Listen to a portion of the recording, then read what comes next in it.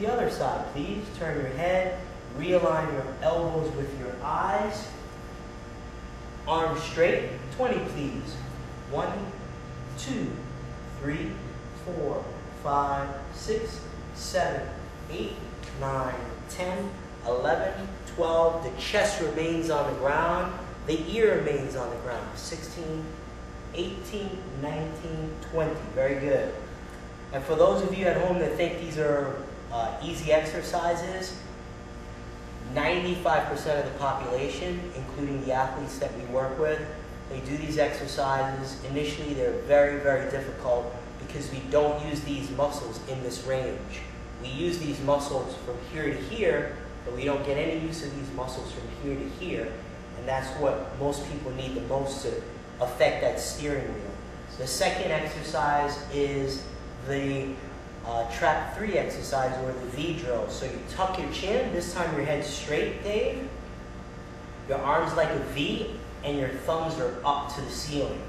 So you completely rotate your humerus, your arm, so your thumbs are up. You lock the elbow, please. And I want you to raise them off the ground and only halfway down for 20. 1, 2, 3, 4. Here I see he wants to bend the left elbow because this trap is a little bit weaker on that side. I'm okay with that. Lock the elbows, please. Good. Keeping the chest down, keeping the chin in so your cervical spine is nice and straight. Trap 3 is right over here. Good. 20 reps, Dave. Very good. Okay? That's the second torso exercise. The third exercise is for the lower traps, and what we call a chicken wing. His arms are going to be behind his back at 90 degrees of flexion at the elbow, and the palms are open, one laying on top of the other. Cervical spine straight, chest down, and the attempt is to bring the elbows together for 20. Boom. 1, 2, perfect. If I were coaching Dave and not shooting the video, I would be moving at a much more rapid pace. The goal is to be able to do 50 of these, rest about a minute, do a second circuit of 50, rest about a minute, do a third circuit of 50. So the entire workout's going to take you about 20 minutes, and then you can do the stretches and the decoactive exercises. The entire thing should take you about 30 minutes. So that's 3 for the torso, 3 for the pelvis. Those are your 6 exercises that you're going to do. You did 2 positions in 2 of the exercises. You do 3 circuits of each with about a minute in between. And you're building up the endurance of those muscles. And they should immediately have an effect when you stand on your ability to manage your center of gravity or your posture. Okay, guys, basically what we're going to do now is let's assume you finished all 3 circuits of the corrective exercises. The average person, it'll take about, I would say, 2 to 3 weeks to complete, to get to the point where they can do 3 circuits of 50 reps. One important point I left out, because we're trying to make corrections in posture both statically and dynamically, the way the brain works is with this type of exercises, frequency is better. So it's not like you do it twice a week, it's like you really want to do it 4 to 5 times a week. So that the brain says, oh, okay, that's where my shoulders belong. Okay, that's where my chin belongs. The same holds true for the stretches you're about to see. You don't do them when you're cold. You can do them after your energy systems or after these circuits. But you do them when you're already warm like Dave is, okay? I've given you 3 stretches. We're going to give you 2 for the pelvis with the most impact, or what I call the most bang for the buck. And we're going to give you 1 for the torso. All with the idea that we're going to improve that anterior scapular plane, internal rotation, forward neck posture. The first one we're going to give you is for the iliopsoas, or what most people refer to as the hip flexors. Dave's is going to go in a kneeling position, what we call the serving knight position, facing the camera. Put one knee down, Dave. When you do these at home, you can put your knee on a pad. Dave chose to stretch his right side first. Come a little closer, Dave, so your foot is actually on the black mat, please. Perfect. Good. Okay? He's chosen to stretch the right side first. So he's going to take the right lower leg, and I'm going to take it for him this time. and I'm going to pull it outside this hip so that I internally rotate that femur. I want him to take his hands and I want him to put them in what I call a Spider-Man position. Because it's a myofascial stretch, we must respect all of the fascia.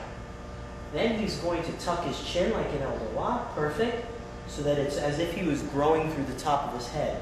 Tuck your chin, okay? Here comes the most important part of the stretch. I want a posterior pelvic tilt. I want you to tuck your tail, please.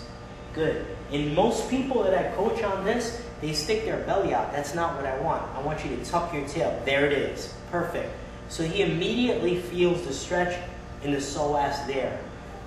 I want you to push the arm straight, tuck the chin more, really tuck the tail. Perfect. If all you do at home is this position, it will stretch the psoas. The psoas is very important because of where it attaches on the pelvis, and then it goes through and attaches on the spine. So in terms of bang for your buck, this is a huge muscle to stretch. It also has a significant amount of benefits systemically. Chin in, tuck the tail. Now we're going to tweak it a little bit. So this is more of an advanced version. I want you to side bend towards me to your left. So I just lengthened it a bit more. And I want you to rotate to your right a little bit. And I lengthened it more. You felt it more, right? Yes. Tuck the chin, Dave. Tuck the tail more. Push away like you're pushing somebody over. Very important, breathing. When you stretch at home, you breathe. You follow what's called a PRM. The fascia follows your breathing. The tissue, including the muscle, follows your breathing. You hold each stretch for about 30 to 45 seconds while you're breathing, and relax. So that's iliopsoas. You do both sides, obviously. The next stretch would be the glute max. The glute, in most people, we saw in the posture that most people had one leg externally rotated like that, which means pointing out. Most of you at home will notice that with yourselves.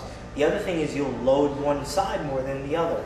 Because of that, these external rotators, or your glute, the biggest part of your butt, will be tighter. That's what we're going to stretch. That'll also give you the most bang for your buck. For most of you guys that have lower back discomfort, the iliopsoas and the glute max alone should relieve a lot of that because your pelvis is in a better position. When your pelvis is in a better position, your spine is in a better position. So lie on your back here. You cross one leg over the other. Okay? Good. Perfect. Some of you may not even be able to get in this position. If you're not able to get in this position, I'm okay with this leg being straighter and not at 90 degrees. If you have a contraindication with a medial knee problem or a knee problem in general, I'm okay with it being straighter as well. But for now, the perfect position is going to be at 90 degrees, like Dave has it. Okay? Now he's going to bring the entire pelvis up, and he's going to reach inside and grab his left hamstring, interlock his fingers. Perfect. Respect the fascia by everting the foot. He's going to press his cervical spine to the ground by pushing his neck to the ground. He's going to flatten his back. Now he's ready to stretch. This alone may be enough for you guys out there. You'll feel a deep stretch in the glute of this side, which Dave feels already. But we're going to show you exactly what we want. He's going to pull to his maximum. That's his maximum. Making sure the head is down, the neck is down. What's Dave not doing? Breathing. He needs to breathe. Okay? Now here comes the stretch. This stays. I want you to push this knee out without using the arm. Like you want to touch me. Now you really feel the stretch, right, Dave? Yes. Pushing me out, please. Touch me with the knee. Good. Breathing, Dave. Breathing. Breathing, Dave. Breathing. So he's not using this arm. He's using the actual knee to push out. Okay? Breathing. Gently relax. Nice and easy. And relax. That's the second stretch in the myofascial series that you do after. The third one is for the pec major, which is here. The reason we want to stretch that is if this is tight, it does this. So we wanted to activate this back here in the exercises and stretch this. So Dave's going to lie on his belly. Good. This is a stretch where you do both sides, as in all of them. We are going to do the left side for the benefit of the camera and the audience. I want you to put your right hand in a push-up position, please. Good. And I get it slightly away from the torso. I want you to turn your head to the right, please. So that left ear is down, okay? I want you to extend your left arm over your head. Good. And I'm going to assist him in what's called externally rotating it or turning the palm up. Like the Statue of Liberty, like you're holding a book, you want to turn it up, okay? He's in the proper position for the pec major stretch. Here's the stretch. Because of where the fascia attaches, Dave, I want you to push your hips into the ground and keep them there. Notice he squeezed his butt, his hips are down. That doesn't move. I want the elbow of the opposite side away. I'm at 45, the ear is down, the hips are down. He's breathing. I want him to simultaneously, look at my right hand, push the shoulder down on the left, keep pushing, and push the arm away from the wrist. So it's as if I was trying to pull the arm out of the socket. Hips down, please. Breathing, push the arm away. And I don't feel you here, push me down, and I don't feel you breathing, breathing. Hips down, please. There it is, it's deep pec stretch. And gently relax. Come on up. Everything you go in and out of a stretch nice and easy. You start off easy, and you start building so you can hold a stretch for 45 seconds. Those are the stretches. Guys, I'm standing here with Dr. Dave, and we are in what we call the final portion or the final piece of the puzzle for this first phase of postural or center of gravity rebalancing. I'm going to put Dr. Dave through 3 what we call spinal decoactive stretches. And you can think of it as a scientific yoga. The acronym is LDOI. It was developed by a French osteopath, Dr. Guy Boyer in Paris. He tested over 10,000 subjects. The principle is that if I place the fascia and the structure, meaning the joints, in a certain position, I will put tension on a certain part of the spine to decoact or pull apart. That's probably the simplest way I can explain it.